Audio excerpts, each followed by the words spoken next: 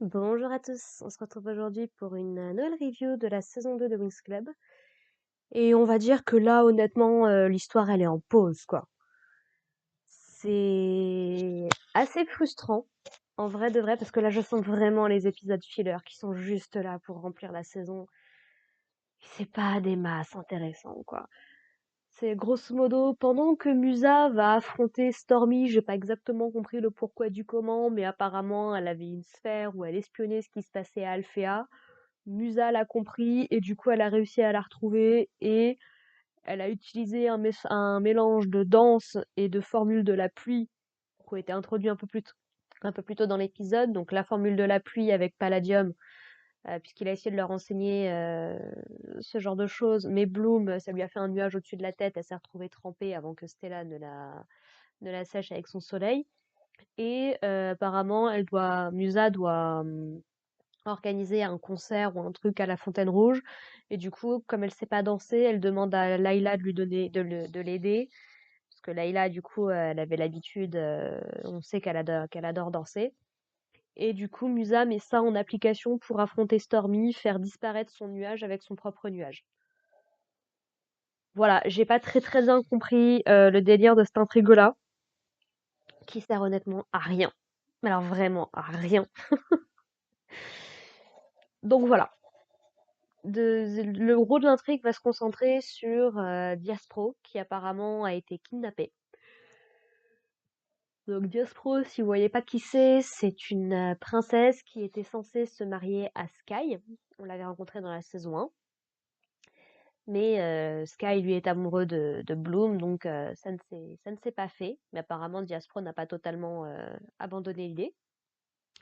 Et en gros, apparemment, donc elle s'est fait capturer par des ninjas qui apparemment en ont après la planète Héraclion depuis des années et des années. Je t'avoue que c'est pas nécessairement les deux univers que j'aurais associés ensemble, mais pourquoi pas. Et en gros, à l'instar de de Dragon Ball Daima en ce moment, ben en fait on a des Sentai, des Power Rangers, voilà. Si honnêtement ils sont ridicules, ils apportent quasiment rien. En gros, ils se sont fait berner par Yoshinoka, quelque chose comme ça, qui en gros est le grand rival du pays, du royaume de Sky. Et en gros, donc il a capturé Diaspro pour que le roi d'Héraclion paye une énorme rançon pour la récupérer, et comme ça, il espère pouvoir récupérer le royaume d'Héraclion. Voilà, voilà. Et sur fond de tout ça, donc on a donc Bloom et Flora qui accompagnent Sky et Brandon sur la planète Héraclion, puisque donc Bloom devait rencontrer les parents de Sky. Alors elle, de son côté, elle s'inquiète parce que donc elle est censée être une princesse, mais elle n'a pas nécessairement les manières d'une princesse. Bon, en même temps, j'ai envie de vous dire, on regarde Stella, c'est pas exactement non plus ce qu'on attend nécessairement d'une princesse. On l'a jamais trop vue, honnêtement, dans ce rôle-là jusqu'ici. Mais voilà, donc Bloom qui est très complexée parce que bah, c'était une jeune fille normale, mais du coup, elle est en couple avec un prince, et depuis, elle a appris que elle-même c'était censée être une princesse, mais d'un royaume qui a complètement disparu. Donc voilà, qu'est-ce qui fait que t'es une princesse quand t'as pas de peuple, pas de royaume, pas de château, rien du tout, quoi. C'était un petit peu le dilemme de Twilight Sparkle dans My Little Pony d'ailleurs. Saison 4, 3, 4, 4. Donc voilà, t'as ce genre d'intrigue-là. Et du coup, Flora qui est également venue avec elle, parce que elle, ce qui l'intéresse, c'est une des plantes, une des fleurs qu'on trouve sur Héraclion, qui, on le découvre dans cet épisode, a la capacité de se déplacer par télékinésie. Moi, j'appelle ça de la téléportation, personnellement, mais... Enfin, concrètement, son pouvoir, c'est de la téléportation, mais ils te le vendent comme de la télékinésie dans l'épisode. Et je me dis, non mais les gars, télékinésie, téléportation, ça n'a rien à voir. Téléportation, te trans... tu te déplaces dans un endroit sans bouger.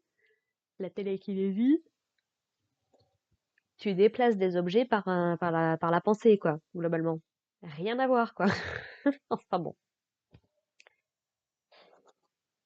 Et du coup, donc, voilà, ils vont utiliser cette plante à un moment pour échanger Diaspro et Bloom, puisqu'elles font à peu près la même taille, le même poids. Et du coup, même si Bloom n'aime pas Diaspro et que Diaspro n'aime pas Bloom, bah, elle fait ça parce qu'il faut faire la chose qui est juste.